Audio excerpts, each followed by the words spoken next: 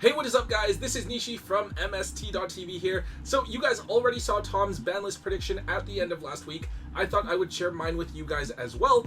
To be honest, I feel like the game actually is in a pretty good spot right now. Malice and Ryziel are obviously the top two decks, but between other decks like Blue Eyes and Mermail, and then other engines like the Fiend Smith and Kashira making other strategies actually viable, the format does feel reasonably diverse, and we also have things like Orcus and other new strategies coming out in just a few months. Now that said, there are a few cards that I think are going to be hit on the upcoming list, just to bring down the power of some of the more popular decks, engines, and staples that we've seen over the last couple of formats.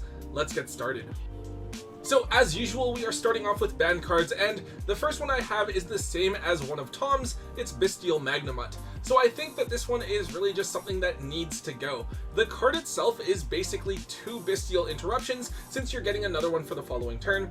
Like yes, Baldrake and Druid's Worm are really good cards too, but I think it's Magnamhut that's really problematic because it is effectively multiple monsters put onto the board so easily and freely.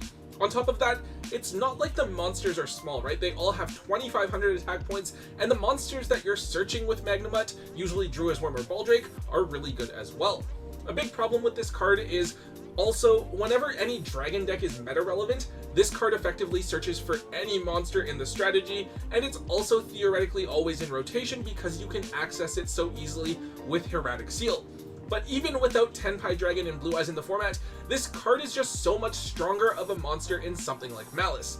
Yes, you can have one Bystial that's an extender for your Malice combo, but if they happen to have Magnamhut, they have an extender for their turn as well, and a way to push through and trigger Malice effects again on the following turn. So in my opinion, yes, this is functionally like a small hit to Malice, but really it's a hit to an engine that's just been way too consistent recently. One other thing I will note is that I actually don't have Druid's Worm or Baldrake hit on the ban list at all. I think that if you hard open like two Bystial monsters, that's fine. That's not an issue because you're also one card down, and those cards on their own aren't necessarily problematic or ban worthy, right? So I think you can play those at 3 or just like max them out pretty safely. I do think that Magnamhut's ability to be a disruption on its own while also providing you with another couple of interruptions the following turn while still having the remaining cards in your hand to play with is just way too strong. Alright, so the next ban that I think Tom has as well, I have Moulinglacia the Elemental Lord. So the Mermail deck isn't necessarily the strongest deck in the format, but I think it's still really strong. It can be really difficult to interact with because of its ability to chain block certain effects, and the fact that it can send things to the graveyard as cost and trigger their effects means that the deck is extremely resilient when playing through disruption.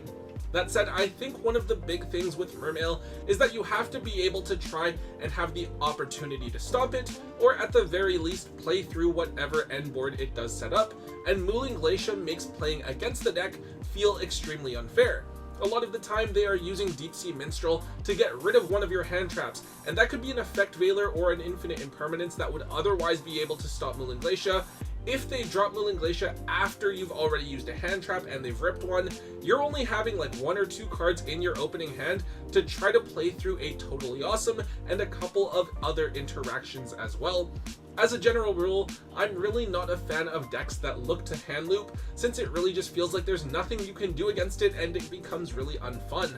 I think that if we leave Mermail completely untouched, but we still have hits to decks like Ryziel and Malice, Mermails could push their way up and become a more solid tier 1 contender. With Moulinglacia banned, the deck is still really strong in the current format, and it's going to be able to do some cool things and probably keep up at like a tier 1.5 level. But it's no longer going to be able to drop a single monster that gets rid of a third of your opening hand before you've even had a chance to play. I do want to take a second to remind all of you to check out our website, MSTmerch.com. Now, over at MSTmerch.com, we have everything that you will need to optimize your Yu-Gi-Oh! Tournament experience. We have the basics with white, black, pink, and our new purple matted sleeves, which are my personal favorites, as well as smooth and matted sleeves to double sleeve your valuable cards and sleeves with for tournament play. But we also have some other items that you can really use to customize your collection. We have amazing foil sleeves, including some with the MST.TV logo, and dividers and subdividers so that you can keep your collection perfectly organized and easily accessible. Regardless of if you're a competitive or casual player, I'm certain that you'll find something that you will enjoy over at MSTmerch.com. On to the next ban, I have a Abyss Dweller. So this one I'm sort of stealing from over in the OCG. I do think it's actually a perfectly reasonable ban. In the game right now, we have Mermail and Fiend Smith cards that are extremely dependent on being able to activate their effects in the graveyard, and I think both of these decks we should expect to stick around for a little while. However, we have to remember that in the near future, we also have Orchestra and Dragon Ruler coming as strategies that are getting legacy support, and Konami's going to want to promote those decks. Dweller is a really hard counter to those strategies. Like, yes, there are ways to play around Dweller with Impermanence or Droplet, but I think that Dweller is way too easily accessible in a deck like Ryziel, which can easily make it without really having to give up very much at all. Above that though, I think the thing that really makes Dweller unfair is the fact that it only affects your opponent's graveyard.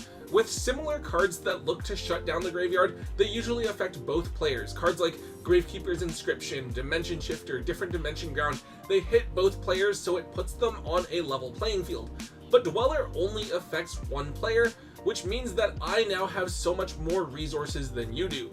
For instance, in the Fiend Smith Ryziel mirror match, right, if I go first and I make Dweller, it's like I'm now playing my full power Fiend Smith Ryziel deck, where I can use Paradise and Lacrima and Requiem to their fullest extent against a pure Ryziel deck that's now effectively just running some additional bricks. So yeah, this card has been in the game for such a long time, but I do think we are kind of at the point where the resources that you can use out of the graveyard are so powerful, having Dweller only shutting down your opponent's half on such an easily accessible monster is just a little bit too strong. And finally, the last card that I have is Fiend Smith's Requiem. So when I look at the game, I definitely think that the Fiend Smith engine needs to be hit again. It just ends up being this thing that sees play in everything, and the cards are so ridiculously strong. I was considering a few different things that could be hit.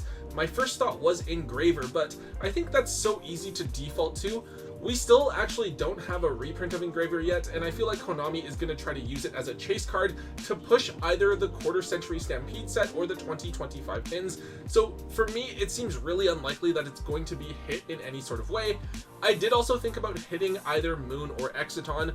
I don't think that those really make that much sense either. I get that Moon is like this generic, easy bridge piece, but if we hit Moon, then that's kind of like saying that only decks that can make rank 4s really easily can then splash in the Fiend Smith engine, but others can't, and that doesn't really make sense to me.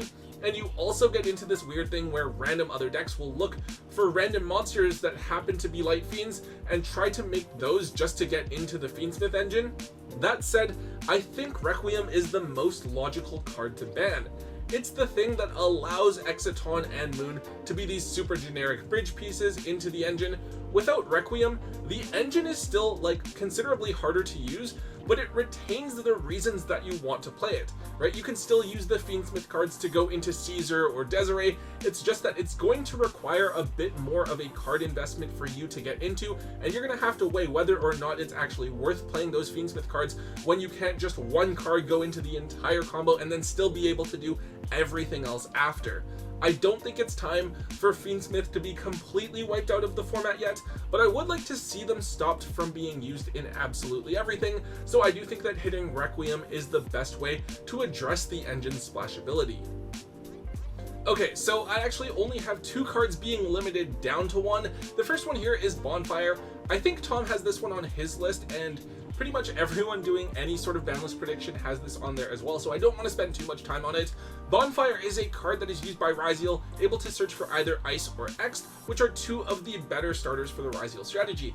Of course, we did see Bonfire used in Snake Eye decks last year as well.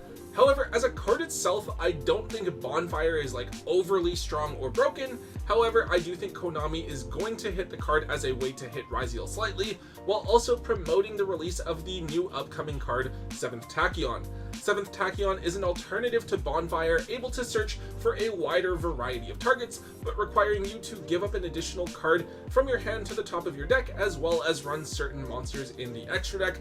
So depending on your personal preferences and playstyles, it could be better or worse. Either way, I do think a lot of people will simply see 7th Tachyon as an alternative, but if Bonfire is hit, then people will need to play 7th Tachyon in order to keep their Ryziel decks as consistent as possible. I'm absolutely expecting Bonfire to be limited to 1.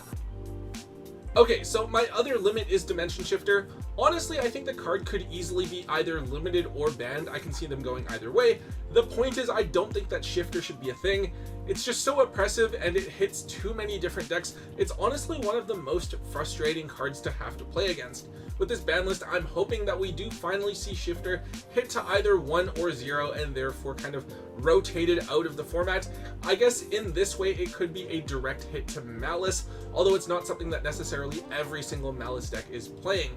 This is something that I know a lot of people have been hoping for a long time, but for whatever reason Konami has just avoided doing it.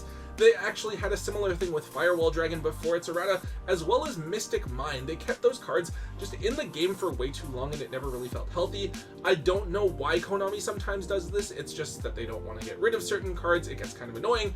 But yeah, I don't think there's too much else to say about this one, other than that hopefully this is going to be the list that gets Shifter out of the format. Alright guys, so I'm just going to show you guys the other changes I have on my ban list prediction.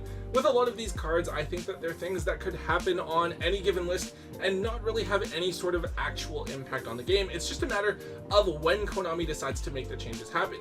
So for cards going from 0 to 1, I have Glow Up Bulb and Trident. I actually thought Glow Up Bulb was already at 1 for the longest time, even if it were, right? Like, I don't really see anything that could really be using it, aside from maybe like the Yummy deck that we're getting in Justice Hunters, but even then, maybe not really. I also have Trident, and I mean, like, look, we have Ryziel Detonator in the game that isn't a once per turn and has built-in protection. I don't think that Trident is anything to worry about. For semi-limits, I have Change of Heart and Monster Reborn, which is really crazy if you're playing Yu-Gi-Oh! In like 2004, but in today's game, neither card sees play with them at 1. Honestly, these could go straight to 3 and probably not do anything, but I think that they are historically strong enough cards that they're going to go to 2 before they go to 3. And then for unlimits, the danger cards haven't done anything in years, so Danger Tsuchinoko not doing anything. Monkey Board hasn't been relevant since its unbanning at all, and honestly, with the way that the game looks now, it's almost confusing as to why Naturia Sacred Tree was ever even on the ban list in the first place. All 3 of these cards easily move to 3 with nothing to worry about. But yeah, that's all I have for this ban list prediction.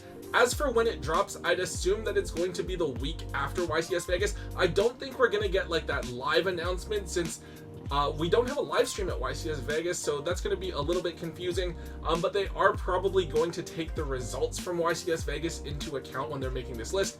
So yeah, if you did enjoy this ban list prediction, make sure that you guys hit that thumbs up button, let me know, or you guys can roast me in the comments, feel free, like let me know which changes I have on my prediction list that you guys think I was correct with, which things you think I'm crazy with, and let me know if you think my list is better or if Tom's list is better.